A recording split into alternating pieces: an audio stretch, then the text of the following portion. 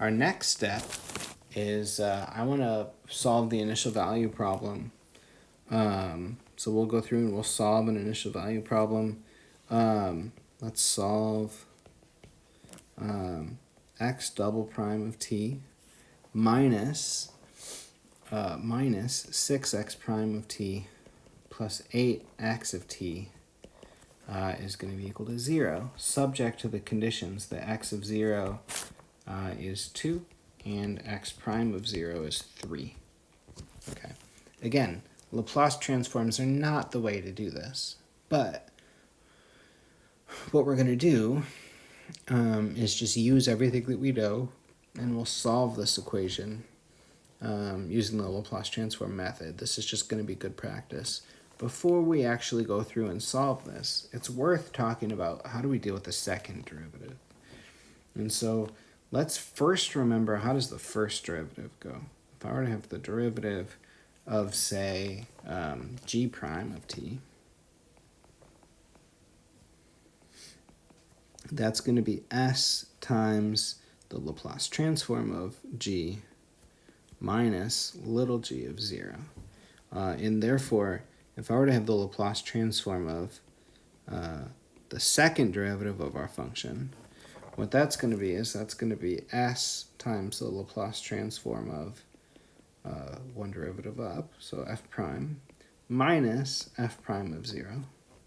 And again, we have a formula for the Laplace transform of f prime. That's going to be s times capital F of s minus little f of 0 minus f prime of 0. And so what this is going to be is it's going to be, let's see, s squared capital F of s minus little s f of 0 minus f prime of 0. Okay, and so this is going to be our Laplace transform for the second derivative. Okay, in general, if you want to find the Laplace transform, just kind of following our method here, if you want to find the Laplace transform for the nth derivative of our function, this is going to follow the same pattern. This is going to be s to the n times the Laplace transform of little f minus s to the n minus 1 f of 0 minus s to the n minus 2 f prime of 0 minus all the way down to the n minus first derivative at 0. So that's our general formula for how to solve, how to take the Laplace transform of derivatives. Okay, so that's how that is going to work. That is going to be useful for us as we go along and find, our Laplace transform of our initial value problem. So now let's solve the initial value problem. So now we're ready. Let's go back. Let's solve the initial value problem. And what we're going to do is we're going to take the Laplace transform of both sides. Let me just copy this so we can have it looking a little nicer here. So I'm just going to copy this here. So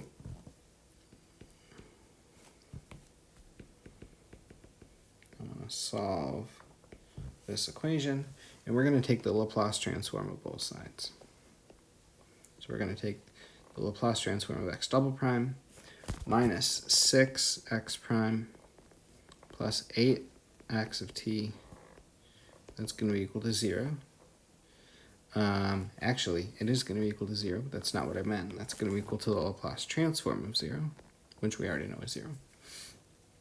And let's see. This is going to be...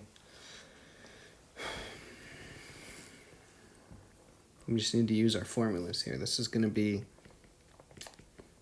so the Laplace transform... Let me actually just write this out again for the first time. This is the Laplace transform of x double prime minus 6 times the Laplace transform of x prime plus 8 times the Laplace transform of x, and that's equal to the Laplace transform of 0, which is 0. And the Laplace transform of x double prime, we said, was s squared, capital X, minus s times x of 0, minus x prime of 0. Minus 6 in the transform of x prime of t is going to be s capital X of s minus little x of 0. And then plus 8 capital X of s. And that's going to be equal to 0. And so now let's distribute. I want to do a few things here. Actually, first, let's take our x of 0 and x prime of 0. And let's plug those in. Right? We have x of 0 and x prime of 0. So this means that we're going to have s squared, capital X of s, minus s times x of 0, so that's 2s, minus x prime of 0, so that's 3, minus 6s capital X. Let's see, plus 6 times x of 0, so it's plus 6 times 2, so that's plus 12. Plus 8 capital X of s, all times 0, or all equal to 0, I mean. And again, the goal is to get capital X by itself. So what we're going to do is we're going to do a few things here. Let's see. We have, let's take the capital X out of all the terms that we possibly can on the left side. So it's going to leave us with s squared. That takes care of that term. Minus 6s. That takes care of that term. Plus 8. And that takes care of that term. And then we're going to add all the other terms to the other side. So we're going to end up with 2s plus 3 minus 12. So it'll be 2s minus 9. And that means that capital X is going to be 2s minus 9 over s squared minus 6s plus 8. And now it doesn't seem useful anymore because how are we supposed to proceed? Well, again, we're going to rely on Calc 2. We have to do partial fractions. And so the way that this is going to work is we want to write this as something over s minus 2 plus something else over s minus 4. And then we'll be able to see what happens from here. So off to the side, let's do our partial fraction decomposition. Our partial fraction decomposition, remember, is you take 2s minus 9 over, this was s minus 2 times s minus 4. And we're going to write that as a over s minus 2 plus b over s minus 4.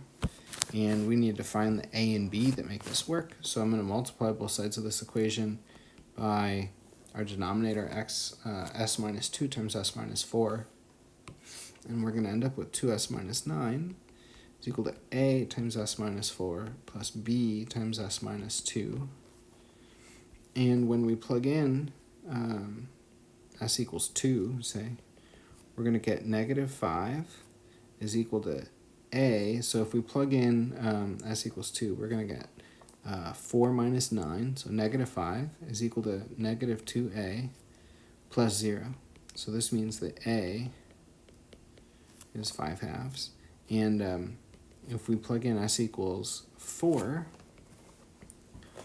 what's going to happen is we're going to end up with, let's see, if s is 4, we're going to get negative 1 is equal to 0a plus 2b. So that means that b is negative 1/2. And so altogether, this means that our a is going to be 5/2, and our b is going to be minus 1/2. Okay, so I'm just going to go to the next page here. So just based on our partial fraction decomposition, this means that capital X is 5/2 over s minus 2 plus negative 1/2 over s minus 4. And so one thing that we can do just to make this even easier is I'm going to write this as 5/2 times 1 over s minus 2 minus 1/2 times the quantity 1 over s minus 4. And now we're ready to take the inverse Laplace transform of both sides, and we end up with little x, that's the inverse Laplace transform of capital X.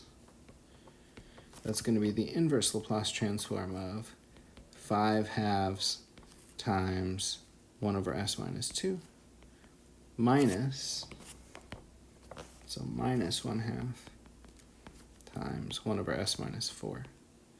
And so what we can do now is we can take the 5/2 and the minus 1/2 out.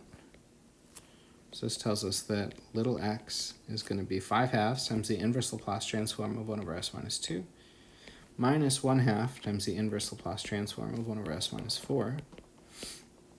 And so that's going to be, that tells us we're done. So little x is going to be 5/2 e to the 2t minus 1/2 e to the 4t.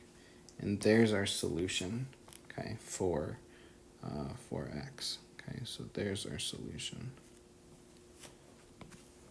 And we're done. So that's how we'll do these initial value problems with Laplace transforms.